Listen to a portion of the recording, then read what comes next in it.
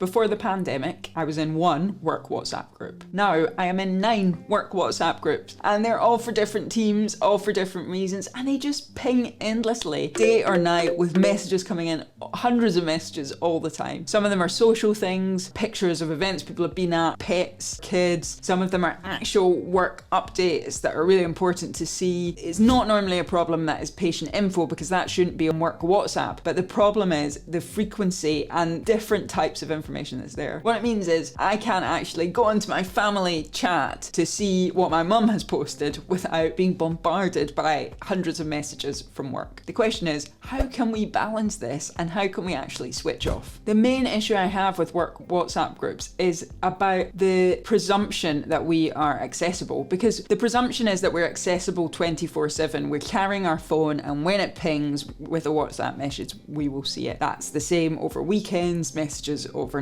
and that is really difficult to help us create boundaries for ourselves so that when we're not at work, we aren't looking at these messages, thinking about work, and we're actually able to be present and spend time with our family. But at the same time, there are benefits to work WhatsApp groups, and ironically, being accessible is one of them. If someone wants to ask me a quick question, that's the way to get me. They can WhatsApp me and I'll be able to answer quickly, and equally, it works both ways, doesn't it? If you want some quick information, being able to message someone is a great way to get that. So there are good benefits. It's also very collegiate, because it's good for community building to be able to communicate in a social way, even when we're not in the same place, in a way that you just wouldn't do over email. And actually, after discussion on Twitter about this, I think it's a particular problem in ED, because we do all work shifts, so different people are on work time at different times of the day and night. It's very difficult to restrict posting to a certain time. But there are a number of solutions people have shared with me and that I've found that can actually help us use WhatsApp groups to the optimum of their abilities.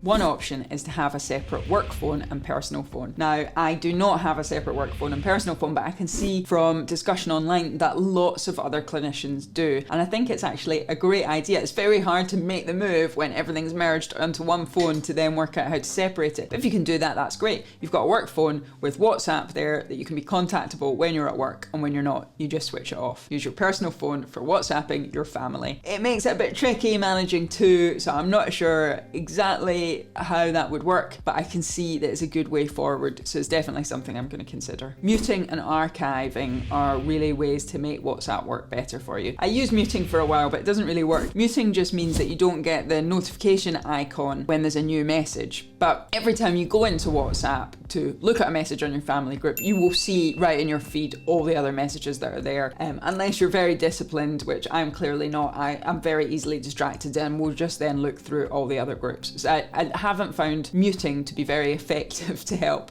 improve my WhatsApp use. Archiving I have found to be brilliant. So you can actually archive groups, and what that means is they aren't on your main feed. You just swipe and you'll see archive as an option. They aren't on your main feed. The archive groups are all kept on another page, and you actually have to click to go into archives to see them. So there is still a small notification that there are archived messages, but the way that notification is displayed is much less distracting for me. I don't remember about it, except probably once every day or once every 2 days I go into archives to check the messages. So all of these work WhatsApp groups I moved to archive, and now I only check them once a day or whenever I want to, rather than them infringing constantly. Using a different messaging app is also an option. I can see lots of people use Slack, which we used to use for DFTB, and it's great. We use Discord now, Pando, where you can do secure messaging if it's for patient information, but there's actually plenty of different options for moving people to a different platform. I think the issue is ease of use and ability to persuade people to move to another platform, because WhatsApp is accessible. Most of us do use it anyway, so it's just an extra thing of something we're already checking, but that is certainly an option to separate your messaging out into a work-based platform. Time rules are a solution that I can see on social media that many clinicians are using. So they have set rules for their WhatsApp group, so you can only, the rules of this group are you can only post between, I don't know, whatever, 8 in the morning and 5 p.m, and then no one posts outside these hours, and so that is a great way of restricting it to working time. I think this works well in some specialties or some working patterns, I struggle to see how it would realistically work for shift workers. Things happen in work and lives at entirely different times for different members of the team, and so I think it's really difficult to expect people to remember the hours of the WhatsApp group while still asking them to work all hours of any time of the week or day or night. And then I guess the final option is actually to leave the WhatsApp groups or just don't join them in the first place. So I can see some people have been very disciplined and they have a no WhatsApp rule, which is great, because if you've got a rule, then it's a set boundary that when people ask you to join a group, you can just say, I'm actually not on WhatsApp, or my rule is not to join WhatsApp for work groups. And that is a good get out. Once you're in,